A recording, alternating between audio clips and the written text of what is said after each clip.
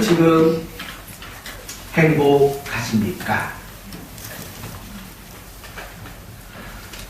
그다지 다시 묻겠습니다. 여러분은 지금 행복하십니까? 네. 만일 여러분이 행복하지 않다고 느껴지신다면 과연 그 이유가 무엇이라고 생각하십니까? 아마 여러분은 많은 이유를 떠올릴 수 있을 겁니다. 가난해서, 몸이 아파서, 환경이 어려워서, 뭐 등등등 여러 가지 이유가 떠오를 겁니다. 그런데 책 중에 닫혀진 미국 사람들의 마음이라는 책이 있습니다. 이 책을 보면 현대인들이 불행하다고 느끼는 이유가 무엇인가를 아주 재미있는 내용으로 소개를 합니다. 이렇게 이야기를 합니다. 현대인들이 행복을 느끼지 못하는 이유는 행복한 것이 없기 때문이 아니다. 기다릴 줄 모르고 또 견디지 못하는 조급함 때문에 현대인들은 불행하다라고 말을 했습니다. 맞는 말 같습니다. 우리가 불행하다고 느끼는 그 내용들을 가만히 살펴보면 우리가 기다리지 못하고 견디지 못하고 늘 조급한 마음이 우리를 불행하게 만드는 것이 맞습니다. 오늘날 살아가는 많은 사람들, 특히 우리나라 사람들은 너무 많이 조급합니다. 몇 가지 예를 들면 금방 여러분이 공감하실 겁니다. 엘리베이터를 타면 제일 먼저 우리는 뭘 누릅니까? 닫힘 버튼을 누릅니다. 사실은 엘리베이터는 닫힘 버튼을 누르지 않아도 일정 시간이 되면 알아서 문을 닫습니다. 그러나 문이 알아서 닫힐 때까지 기다리는 사람은 많지 않습니다. 타자마자 내가 원하는 층수 누르고 닫힘 버튼을 곧장 누릅니다. 그거 누른다고 여러분 몇 초나 더 빨리 문이 닫히겠습니까? 그런데도 그 버튼을 누릅니다. 여러분 커피 자판기 마시지 않습니까? 커피 자판기도 여러분 동전을 넣고 내가 원하는 메뉴를 누릅니다. 그럼 손이 제일 먼저 어디로 가는 줄 아십니까? 그 컵이 내려오는, 여러분이 마실 커피가 나오는 그 문 앞에 여러분의 손은 먼저 가 있습니다. 그렇지 않습니까? 버스를 타고 다니시는 분들은 버스가 멈추지도 않았는데 먼저 발을 차도로 내딛지 않습니까? 그런 것들을 보면 우리나라 사람들은 정말 조급합니다. 식당에 갑니다. 아줌마 이거 주세요 라고 묻습니다. 메뉴를 주문합니다. 그러고 나서 뭐라고 말하냐면 얼마나 걸려요? 라고 우리는 금방 또 되묻습니다. 얼마나 조급한지 모릅니다. 앞차가 신호가 바뀌었는데 출발하지 않습니다. 어떡하죠? 빨리 클락션을 빵빵 하고 눌러냅니다. 그거 누르지 않아도 한 2, 3초 있으면 앞차는 출발합니다. 근데 우리는 그거 기다리지 못하고 클락션을 누릅니다. 설교가 방금 시작됐습니다. 벌써 우리는 시계를 봅니다. 언제 끝날까? 이렇게 우리는 굉장히 조급함 가운데 하루하루를 살아갑니다. 그러니까 우리가 조급하기 때문에 우리 마음속에는 무엇이 많이 생기냐면 불만이 많이 생기는 겁니다. 조급하기 때문에 불만이 생기는 것이고 또 그런 불만들이 우리 자신을 불행하도록 만드는 원인이 된다라는 것입니다. 그러므로 우리가 이 시대에서 행복한 인생을 살아가기를 원한다면 조금 더 기다리고 조금 더 견디고 조금 더 조급함을 내려놓는 것이야말로 우리가 행복할 수 있는 좋은 방법인 겁니다. 이처럼 행복 안에 우리의 기다림, 견딤은 너무 중요한 요소가 되는 겁니다. 그런데 기다리고 견디는 것이 우리의 행복에만 관여되는 문제는 아닙니다. 우리의 신앙생활에도 기다리고 견디는 것, 그것이 얼마나 중요한 것인지 오늘 말씀을 통해서 살펴보려고 합니다. 왜냐하면 오늘 본문의 주인공인 노아 역시 하나님의 시간표를 기다리고 그 시간표에 맞게끔 견딜 줄 아는 그런 신앙을 가지고 있었기 때문입니다. 그러므로 오늘 말씀을 통해서 저와 여러분 모두가 노아가 가진 기다리고 견딜 줄 아는 이런 신앙을 한 번 더 배우고 또 결단하는 그런 시간이 되기를 바랍니다. 오늘 본문의 내용은 간단합니다. 그런데 굉장히 복잡합니다. 노아가 방주 생활을 마치고 이제 나오는 장면입니다. 노아가 방주 안에 있었던 기간이 얼마나 될 것 같습니까? 1년 17일입니다. 1년 17일.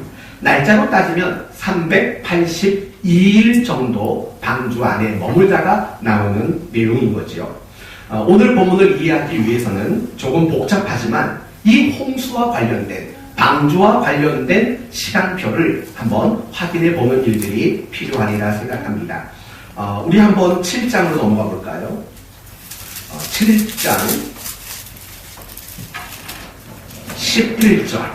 여러분, 7장 11절을 한번 보십시오. 보시면 노아가 몇 살 되던 해라고 말합니까? 600세 되던 해 몇 번째 달? 둘째 달. 며칠? 11일. 11일이면 며칠이죠? 17일이죠. 그러니까 노아가 600살이었던 해 2월 17일에 홍수가 시작됐다는 겁니다. 이거 정도는 여러분이 기억해 두시면 좋을 것 같습니다. 600살 되던 해 2월 17일. 그리고 10절 말씀을 보시면 7일 후에 홍수가 땅에 덮이니 라고 말합니다. 무슨 말이고 하니 이런 말입니다. 노아가 방주에 들어가고 홍수가 난 날짜가 2월 17일 아닙니까? 7일 전에 방주에 들어갔다는 겁니다. 그러니까 노아가 방주에 들어간 날은 600살 2월 10일 날 방주에 들어간 거고 7일 뒤인 2월 17일 날 홍수가 시작이 되었다라는 겁니다. 그리고 12절을 보세요. 7장 12절 보시면 40주야를 비가 땅에 쏟아졌다. 다시 말하면 600살 3월 27일까지 비가 내렸다라는 말입니다. 이제 8장으로 다시 넘어가 봅시다. 8장 4절 보시면 7째 달 그달 11의 날에 방주가 아라랏산에 머물렀다. 600살 7월 17일 날 물이 줄기 시작했고 노아의 방주가 아라랏산 모퉁이에 머물게 되었다. 그렇게 말합니다. 또 5절, 8장 5절 물이 점점 줄어들어 10째 달 곧 그달 초하룻날에 산들의 봉우리가 보였다. 물이 많이 줄어가지고 산봉우리가 나타났답니다. 그게 언제입니까? 600살 10월 1일이라고 말하지요. 또 6절 40일이 지나서, 그러니까 산봉우리가 보여지고 나서 40일이 지났다는 겁니다. 방주에서 낸 창문을 열었다. 600살 11월 10일입니다. 이거 굳이 다 기억하려고 하지 마십시오. 지금 저도 복잡합니다. 제가 제대로 설명하는지도 헷갈립니다. 아마 맞을 겁니다. 600살 11월 10일 날 방주의 문을 열고 까마귀와 그리고 비둘기를 그렇게 날려보냅니다. 이거 다 설명하지 맙시다. 너무 많으니까 다 생략하시고 쭉 넘어가서 13절 601년이 됐습니다. 이제 601년 첫째 달 그달 초하룻날, 그러니까 노아가 601살 되던 1월 1일입니다. 그때가 비로소 방주의 뚜껑을 열어봤더니 물이 다 거친 것을 확인하게 됩니다. 14절 둘째 달 22의 날 땅이 말랐다. 601살 2월 27일에 모두 물이 말랐습니다. 그리고 15절 이하는 그때 비로소 하나님이 말합니다. 노아야 나가라. 문 열고 나가라 라고 이야기를 합니다. 그러니까 노아가 방주에 들어간 것은 그가 600살 되던 해 2월 10일 날 방주에 들어갑니다. 그리고 그가 나온 날짜는 601살 2월 27일에 방주에서 나오게 된 겁니다. 그래서 노아가 방주 안에 머물렀던 시간들은 1년하고 17일이다 라고 말할 수 있는 겁니다. 이것이 오늘 우리가 살펴볼 본문의 내용입니다. 복잡했지요? 하지만 이 복잡한 내용의 이유와 의미가 분명히 있습니다. 이제 여러분에게 첫 번째 질문을 해봅시다. 제가 지금까지 오늘 본문을 여러분에게 간단하게 설명을 해드렸습니다. 제일 많이 여러분에게 언급했던 내용이 뭐라고 생각하십니까? 제일 먼저 많이 여러분에게 강조했던 것이 뭐라고 생각하십니까? 바로 날짜입니다. 600살 되던 해 2월 10일, 2월 17일, 그 다음에 이렇게 날짜를 굉장히 많이 여러분에게 날짜를 언급했습니다. 사실은 우리가 노아의 홍수를 생각하면서 이 방주의 이야기를 생각하면서 사실은 날짜가 그렇게 중요하게 생각되지는 않아 보입니다. 그렇죠. 비가 며칠 왔고 산봉우리에 언제 올라섰고 물이 언제부터 빠졌고 언제 물이 다 말랐고 비둘기는 언제 날렸고 사실은 이게 노아의 홍수와 관련돼서 우리가 정말 알아야 하나라고 싶을 정도로 그렇게 중요한 의미가 없어 보입니다. 맞습니다. 어떤 측면에서는 언제 무슨 일이 있었냐라는 그 사실 자체는 사실은 중요하지 않습니다. 그런데도 불구하고 오늘 성경을 보면 이 노아의 홍수와 관련해서 날짜를 너무나도 자세하게 너무나도 구체적으로 그렇게 언급을 하고 있는 겁니다. 그렇다면 성경은 의미 없이 기록된 것은 없지 않습니까? 그렇다면 우리가 보기에도 그다지 의미가 없어 보이는 그 시간표에 대한 이야기를 반복하고 언급하는 이유는 과연 무엇일까? 바로 이 부분이 우리가 이 노아의 홍수, 오늘 함께 읽은 이 본문을 이해하는 데 있어서 가장 중요한 열쇠가 되는 것입니다. 그것은 이런 의미가 있습니다. 노아의 홍수는 결코 설화가 아니라는 겁니다. 다시 말하면 노아의 홍수 사건은 역사적 사건이라는 것을 우리에게 말하기 위함입니다. 어떤 사람들은 노아의 홍수를 고대 설화라고 주장하는 사람도 있습니다. 여러분, 설화는 무엇입니까? 그것은 그저 전에 내려오는 전설이라는 겁니다. 아주 오래전에 고향의 전설인가요? 전설의 고향. 구미호 나오고 하는 거 있죠? 그런 것처럼 그거는 그냥 전에 내려오는 얘기지 역사적 사건은 아니지 않습니까? 노아의 홍수도 마찬가지라는 겁니다. 사람들이 자꾸 그걸 전설이랍니다. 그게 아니라는 것을 말하기 위해서 날짜와 연도 이런 것들이 구체적으로 언급이 되는 겁니다. 그런데 그거보다도 더 중요한 이유가 있습니다. 그것은 하나님이 어떤 분인가를 우리에게 말하기 위함이라는 겁니다. 다시 말하면 오늘 이 노아의 홍수 가운데 이러한 구체적인 시간표를 언급하는 이유는 하나님은 계획해 놓으신 대로 일하시고 하나님은 시간표를 가지고 일하시는 분이시다라는 것을 우리에게 교훈하기 위함이라는 겁니다. 그래서 600살 2월 10일 날 방주에 들어가고 600살 2월 17일에 비가 내리기 시작하고 601살 2월 27일에 방주에 나오고 이런 날짜들을 언급하는 것. 비는 40일이 왔고 비가 내리기 시작한 날부터 150일 후부터 물이 줄어들었고 그리고 나서 5개월 뒤에 창문을 열고 비둘기와 이런 까마귀를 날려보내고 이런 식의 언급들은 하나님이 얼마나 구체적인 계획을 가지고 계신가, 하나님이 얼마나 구체적이고 세밀한 계획을 가지고 계신 분인가, 그걸 우리에게 보여주고 있다라는 것입니다. 사랑하는 성도 여러분, 하나님은 즉흥적으로 일하지 않습니다. 하나님은 감정적으로 일하지 않습니다. 하나님은 아무런 생각과 아무런 계획이 없이 일하시는 분이 아닙니다. 하나님은 분명한 계획을 가지고 일하시고 시간표를 가지고 하나님은 일하시는 분이라는 겁니다. 이 이야기는 창세기 1장에 나오는 천지 창조의 이야기로부터 분명히 드러납니다. 하나님은 세상을 6일간 창조하셨습니다. 그 6일간의 창조를 보시면 하나님이 얼마나 세밀한 계획을 가지고 시간표를 가지고 일하셨는가를 우리는 볼 수 있는 겁니다. 우리가 보기에는 그저 막 만드신 것 같지만 생각나는 대로 만드신 것 같지만 그게 아닙니다.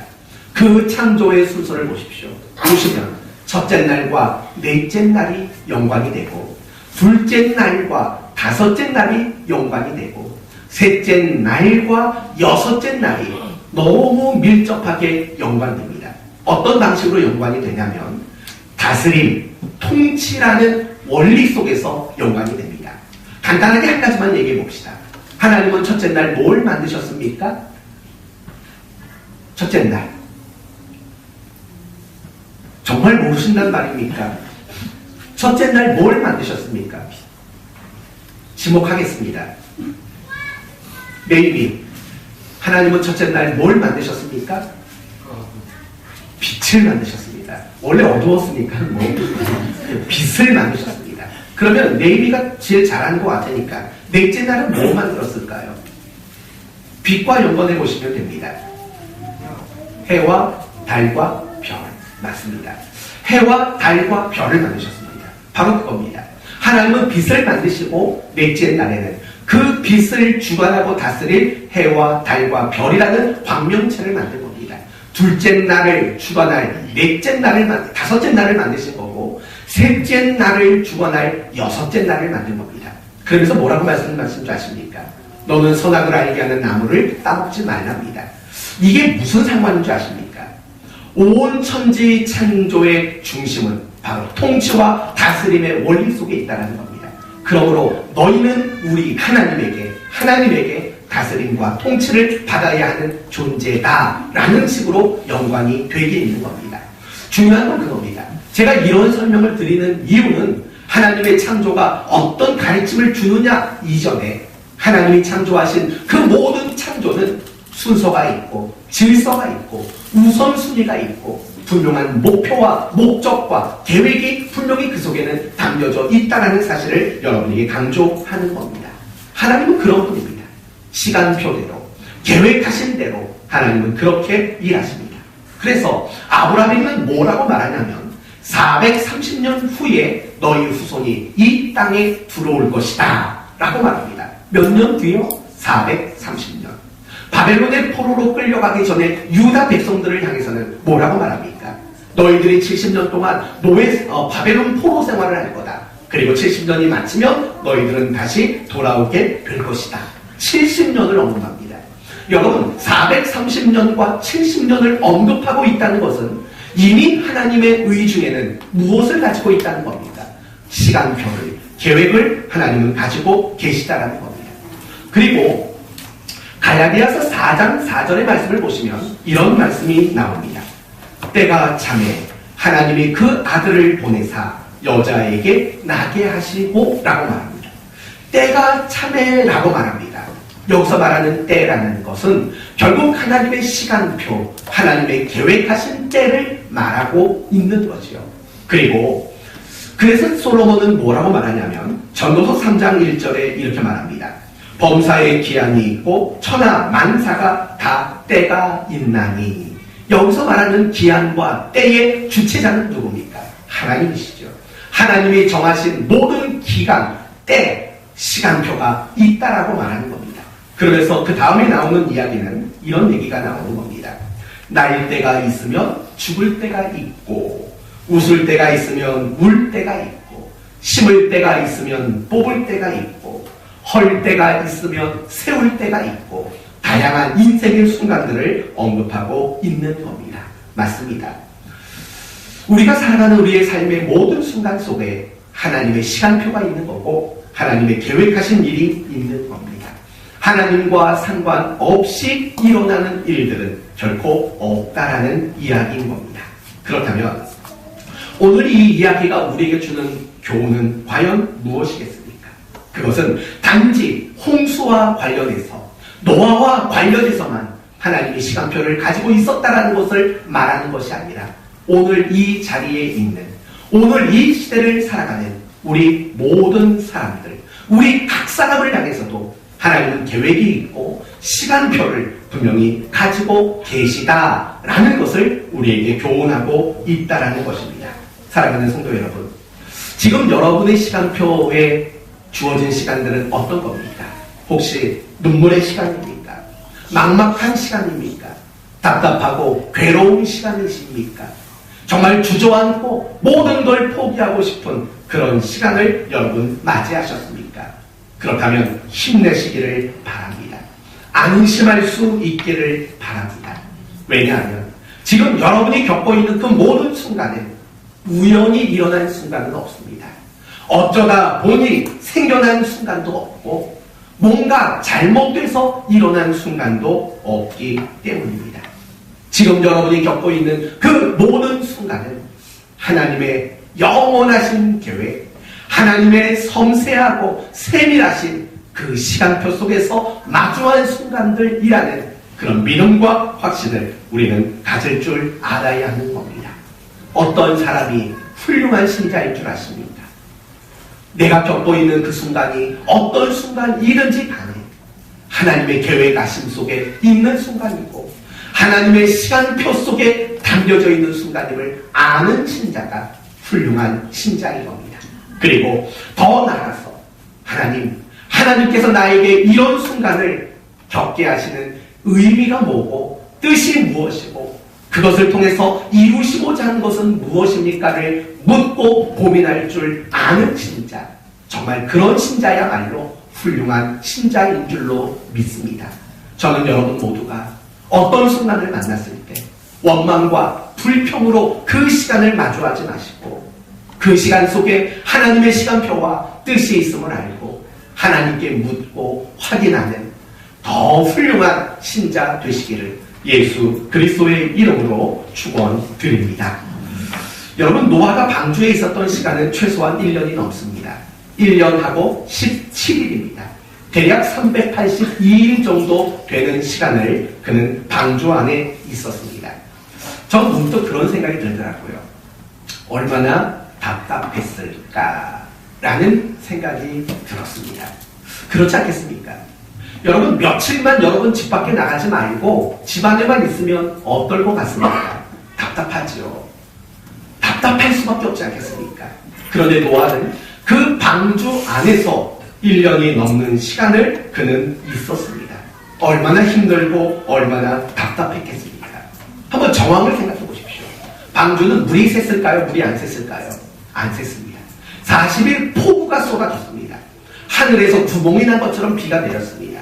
그런데도 방주는 물 한 방울 새지 않았습니다. 감사지요. 근데 그걸 뒤집어 말해보세요. 물 한 방울 새지 않는 방주 속에서 1년 넘게 있었다고 생각을 해보십시오. 그리고 그 방주 안에는 모든 부정한 짐승, 모든 정결한 짐승 한 쌍씩 그 안에 들어있지 않았습니까? 창조과학회 자료를 보니까 노아의 방주 속에는 최소한 5만 7천 종의 동물이 있었을 것이다 라고 말을 합니다. 5만 7천 종이 그 방주 안에 있었습니다. 또 연상해 보십시오. 물 한 방울 새지 않는 완전히 밀폐된 공간입니다. 물론 창은 있었을 겁니다. 그 공간 안에 5만 7천 마리가 넘는 짐승들이 그 안에 있었다고 여러분은 생각해 보십시오. 출렁거리지요. 막 언제 배가 뒤집힐지 모르는 상황 아닙니까?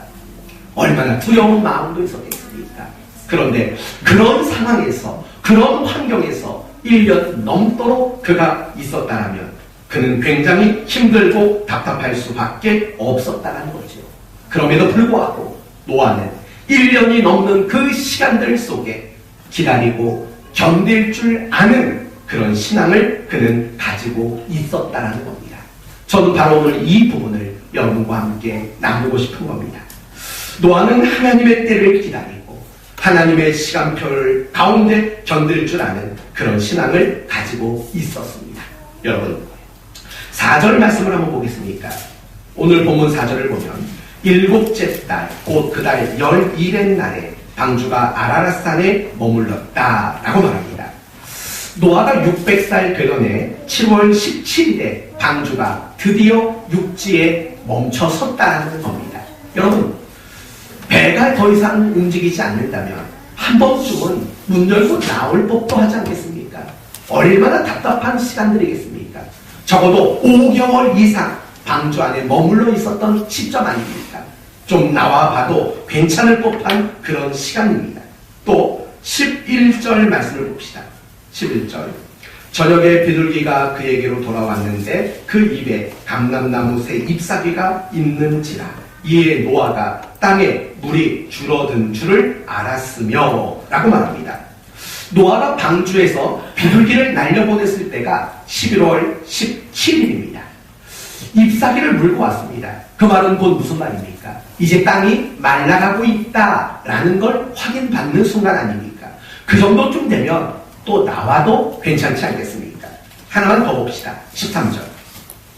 601년 첫 달 곧 그 달 초 하룻날에 땅 위에서 물이 거친지라 노아가 방주 뚜껑을 제치고 본즉 지면에서 물이 거쳤더니 방주에서 문을 열고 봤더니 땅이 마른 걸 노아는 자기 눈으로 직접 확인을 했습니다.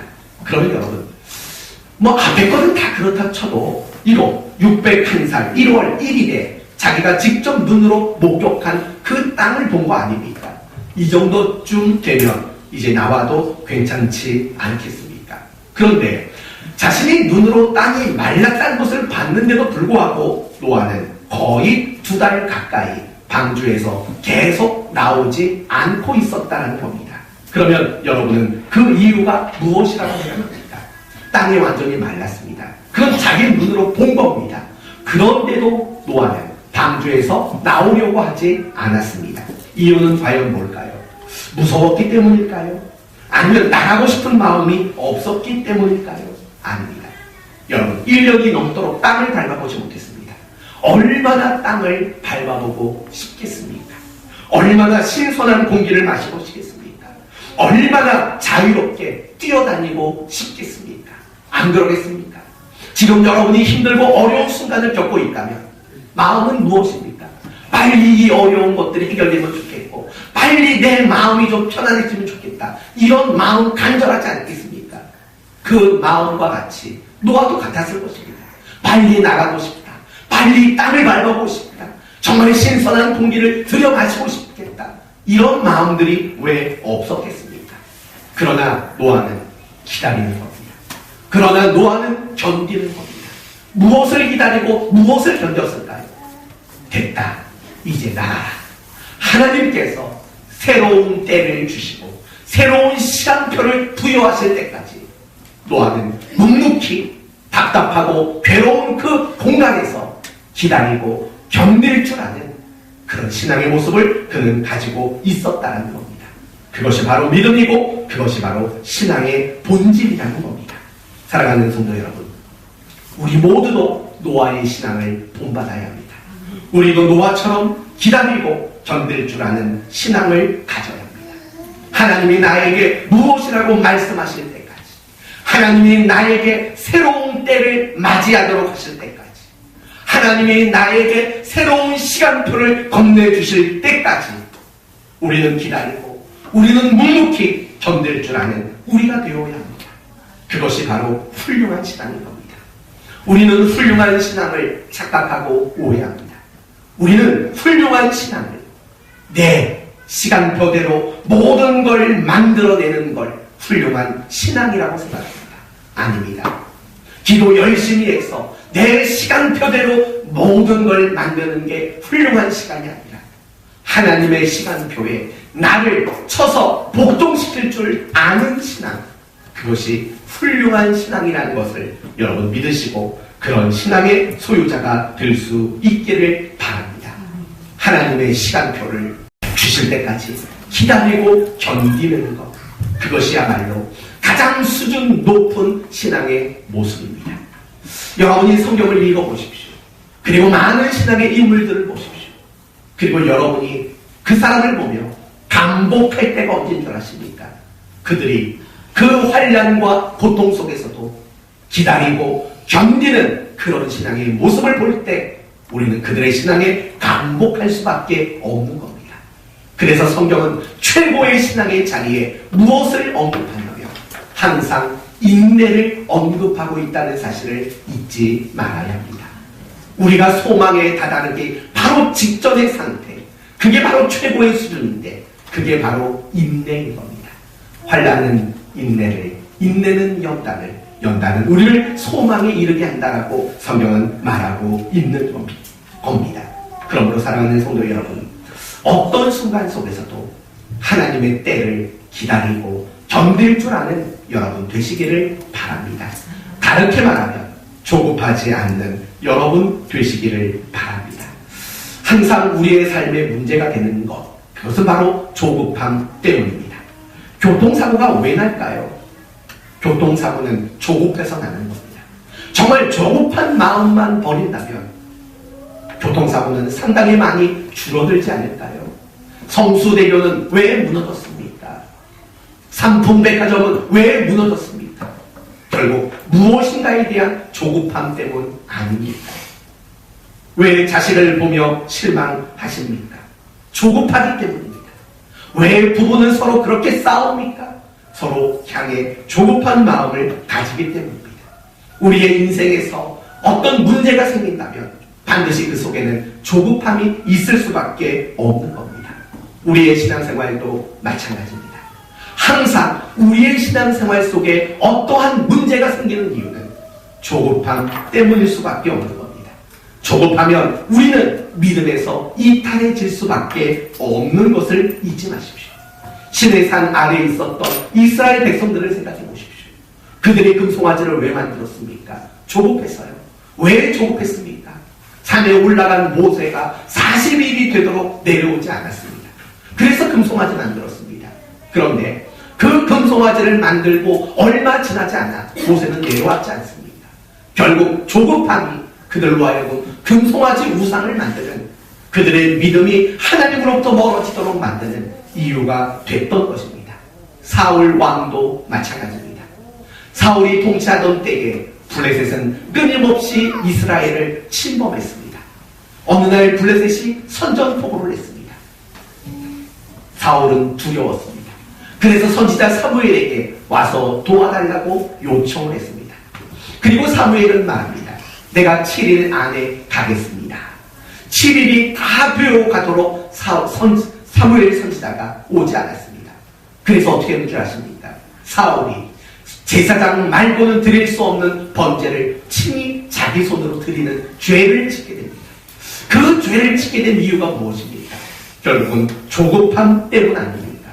우리 주변도 마찬가지입니다. 우리 주변의 많은 신자들, 그들이 신앙생활 속에 낭패를 보는 이유가 뭔지 아십니까? 결국은 조급함 때문에 그런 겁니다. 이처럼 조급함은 우리의 신앙생활에서 문제를 일으키고 우리로 하여금 믿음의 자리에서 이탈하도록 만드는 너무나도 큰 죄악일 수밖에 없습니다. 그래서 리차드 포스트 목사님은 이런 말을 했습니다. 조급함은 마귀적인 것이 아니라 마귀 그 자체이다 라고까지 이야기를 했습니다. 조급하다는 것이 얼마나 무서운가를 이야기하고 있는 겁니다. 사랑하는 성도 여러분, 혹시 여러분 가운데 지금 무엇인가에 대하여 조급한 마음을 가지고 계신 분이 계십니까? 여러분을 축복하기를 원합니다. 여러분의 마음에 있는 그 조급한 것들을 이기게 되기를 바랍니다.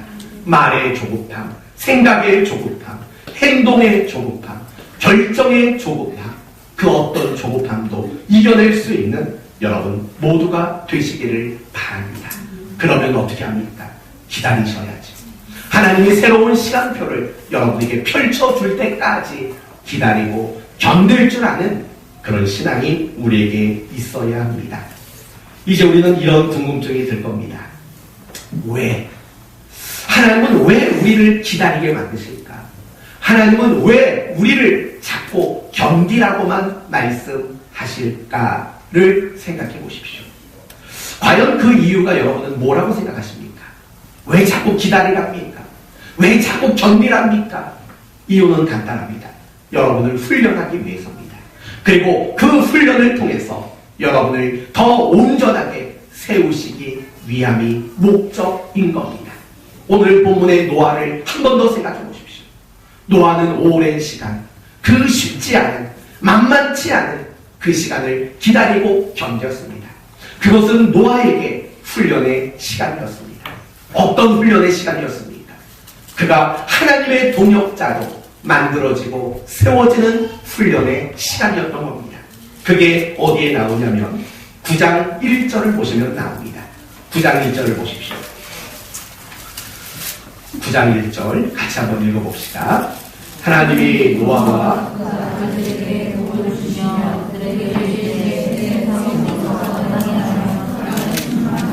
여러분 이 구절 어디서 많이 본 것 같지 않습니까? 어디서 많이 봤습니까? 아담과 하와, 천지창조 때 나온 겁니다. 이 말은 결국 이런 겁니다. 하나님은 노아를 아담을 동역자로 삼았던 것처럼 노아를 동역자로 부르시는 장면입니다. 이제 너는 생육하고 번성하고 땅을 이제 제대로 한번 다스려 봐라 라고 하나님이 노아를 동역자로 부르고 있는 장면인 겁니다. 노아가 하나님의 동역자가 되어지는 것, 세워질 수 있었던 것, 그것은 1년이 넘는 시간 동안 기다리고 견디는 신앙의 훈련이 그에게 있었기 때문이라는 겁니다. 여러분, 이스라엘 백성들을 생각해 보십시오. 그들이 애굽 땅에서 나올 때 몇 가지 재앙이 동원됐습니까? 10가지입니다. 그거 이상하지 않습니까? 왜 하나님은 10가지 재앙을 내린 후에야 이스라엘을 건져냈을까요? 한 칼에는 안 될까요? 한 큐에는 안 될까요? 한 방에 되지 않을까요? 왜 못하시겠습니까? 그냥 애국 사람들을 한 번에 쓸어버리시면 뭐 10가지 재앙이 왜 필요합니까? 그게 더 멋지지 않습니까? 마치 10가지 재앙을 내리는 걸 보면 하나님이 겨우 이겨가는 것처럼 밖에는 안 보이지 않습니까?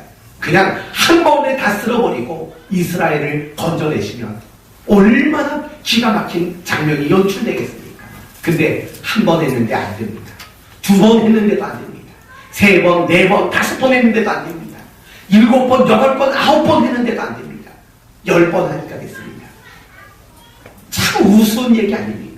왜 10번이라는 과정이 필요했을까? 누구를 위해서일까요? 이스라엘 백성들을 위해서입니다.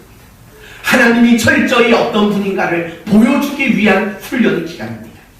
10번이라는 것은 결국 기다리고 견뎌야 하는 시간들 아니겠습니까? 그리고 광야에 그들이 나갔습니다. 가나안까지는 한 2주면 갈 수 있는 가까운 거리입니다. 그러나 그들은 가나안까지 40년이 걸렸습니다. 왜 기다려야 합니까? 왜 광야에서 40년을 견디도록 만드십니까? 민수기 9장을 보면 이런 말도 나옵니다.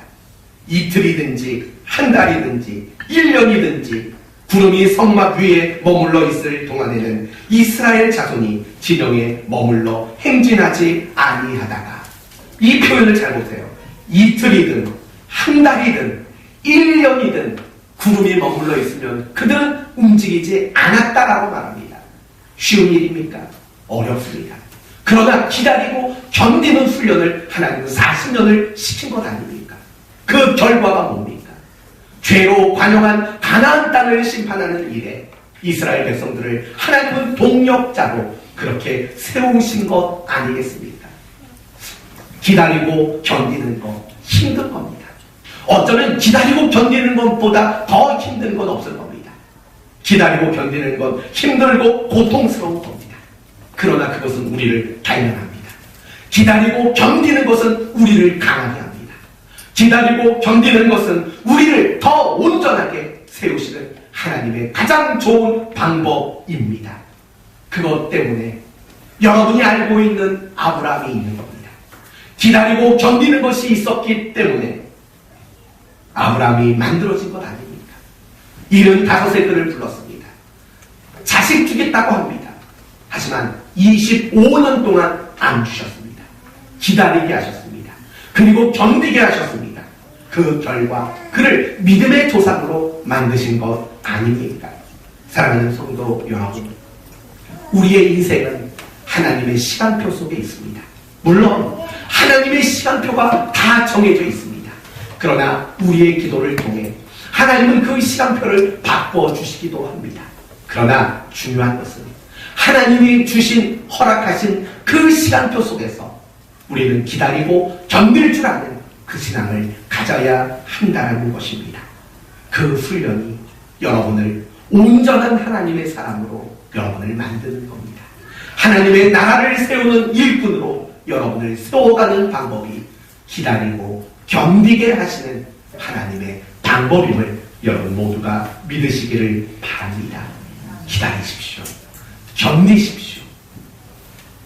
편의점에 가면 전자레인지에 30초만 돌리면 먹을 수 있는 음식들 허다합니다. 인스턴트 식품이죠. 그러나 정말 영양가 있고 정말 고급진 음식은 기다리는 겁니다. 사고를 보십시오. 몇 시간을 울거내지 않습니까? 그런 겁니다. 인스턴트 신자가 되기를 원하십니까? 아니면 사골로 같이 그 깊은 맛을 낼 수 있는 신자가 되기를 원하십니까? 여러분에게 30초를 드릴까요? 아니면 하루 반나절을 드릴까요? 기다리고 견딜 줄 아는, 정말 깊은 맛을 낼 줄 아는 여러분 모두가 되기를 바랍니다. 이제 마지막 궁금증은 이겁니다. 어떻게 견뎠을까? 노아는 그 답답하고 힘든 순간들을 어떻게 견디고 기다렸을까? 이게 제가 마지막 묵상했던 내용입니다. 그리고 하나님이 제 마음속에 주신 답은 그거였습니다. 노아가 그렇게 기다리고 견딜 수 있었던 것은 하나님의 사랑을 확신했기 때문이다 였습니다. 물론 오늘 본문을 보면 또 그 어디에도 노아가 하나님의 사랑을 확인했다, 확신했다 라는 말은 없습니다. 그런데 이런 생각을 해봤습니다. 그가 방주 안에서 쏟아지는 빗소리를 들으며 도대체 무슨 생각이 들었을까? 아마 제일 먼저는 이런 생각이 들었을 것 같습니다. 겁난다. 겁나지 않겠습니까? 여러분, 노아 시대 이전만 해도 그런 비를 본 적이 없습니다. 그렇지 않습니까? 겁난다였을 겁니다.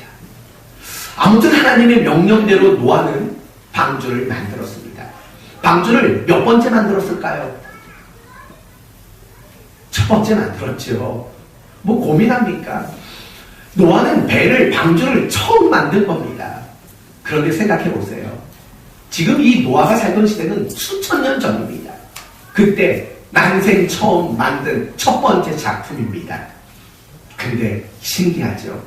비가 그렇게 쏟아붓는데 이 방주가 안 깨지는 겁니다. 그렇게 비가 쏟아붙이고 방주가 물 위에 둥실둥실 떠다니는데 물이 스며들지 않는 겁니다. 얼마나 신기했겠습니까? 처음에는 두려웠습니다. 그러나 신기했을 겁니다. 그러면서 점차 뭘 생각했겠습니까? 아, 하나님의 사랑을 그는 생각할 수밖에 없었을 겁니다. 그가 방주 안에 머물러 있는 동안 분명히 답답했을 겁니다. 힘들었을 겁니다. 그러나 반대로 그 시간 하나님의 사랑을 더 깊게 확신할 수밖에 없는 그런 시간 아니었겠습니까? 바로 그 사랑을 확신한 것이 그를 기다리고 그를 견디게 만들 수 있었던 원인이었다는 겁니다. 우리도 마찬가지입니다. 우리도 노아처럼 하나님의 시간표 속에서 기다리고 견딜 줄 알아야 합니다. 그럴 수 있는 원동력은 어디에서 나옵니까? 나를 사랑하시는 그 하나님의 사랑을 확신하는 것 가운데 기다리고 견딜 수 있는 그런 확신이, 능력이 우리에게 생겨나게 된다는 것입니다. 사랑하는 성도 여러분, 하나님이 지금 여러분에게 주신 시간표 속에서 못 견디겠다, 주저앉고 싶다, 포기하고 싶다라고 생각하는 분이 계십니까? 그렇다면 다른 거 생각하지 마십시오. 하나님의 사랑을 확신하는 여러분이 되시기를 바랍니다. 정말 여러분을 놓을 수 없고, 여러분을 포기할 수 없고, 여러분을 외면할 수 없고, 여러분을 못 본 척할 수 없는 그 하나님의 사랑을 확신할 때요, 우리는 하나님의 시간표 속에 기다리고 견디는 자가 될 수 있는 겁니다. 탕자처럼 말입니다. 탕자는 모든 재산을 허비했습니다. 그리고 처참한 하루하루를 살았습니다. 그러나 그는 자살하지 않았습니다. 그는 모든 것 포기하고 죽어버리지 않았습니다. 그 이유가 뭔지 아십니까? 비록 못난이 같은 자식이지만 나를 사랑하는 아버지가 있다라는 그 확신이 그를 포기하지 않게 만든 거고, 그를 인생을 마무리하는 그런 못난이로 끝내지 않도록 만들게 된 것입니다. 사랑하는 성도 여러분, 지금 여러분이 겪고 있는 시간표가 어떤 시간표인지 모르겠습니다. 국어인지 영어인지 수학인지, 여러분들이 좋아하는 체육 시간일 수도 있고 음악 시간일 수도 있습니다. 그러나 머리 아픈 수학 시간일 수도 있습니다. 그 뜻을 헤아려야 하는 국어 시간일 수도 있습니다. 낯선 외국어 과목일 수도 있습니다. 하지만 그 시간표를 주셨다면, 그 시간표를 주신 하나님이 여러분을 사랑하신다라는 그 확신을 가지신다면 그 시간표를 잘 기다리고 견디게 될 줄로 믿습니다. 하나님은 여러분을 사랑합니다. 감동이 안 되십니까? 하나님은 여러분을 사랑하십니다. 성경에 그렇게 쓰여 있습니다. 예수님이 사랑의 확증이십니다. 보통 목사님이 이런 말 하면 안 되는데 이건 해도 될 것 같습니다. 제가 보증 쓰겠습니다. 하나님이 여러분을 사랑하는 거 제가 보증 쓰겠습니다. 제가 책임집니다. 뭐 이 정도 말을 해도 괜찮지 않겠습니까? 그럼 성경에 써 있는데 뭐 못할 말이 뭐가 있겠습니까? 이제 말씀을 마치겠습니다. 하나님은 온 세상을 향해서 그리고 우리 각 인생들을 향해서 복되고 선한 시간표를 가지고 계십니다. 어떨 때 그 시간표는 기쁨이고 행복입니다. 어떨 때는 그 시간표가 힘듦과 괴로움과 아픔이라는 시간표도 있습니다. 그러나 분명한 것은 우리가 마주하는 모든 시간표는 사랑으로만 짜여진 시간표입니다. 우리를 훈련시키고 우리에게 유익을 주기 위한 시간표일 뿐인 겁니다.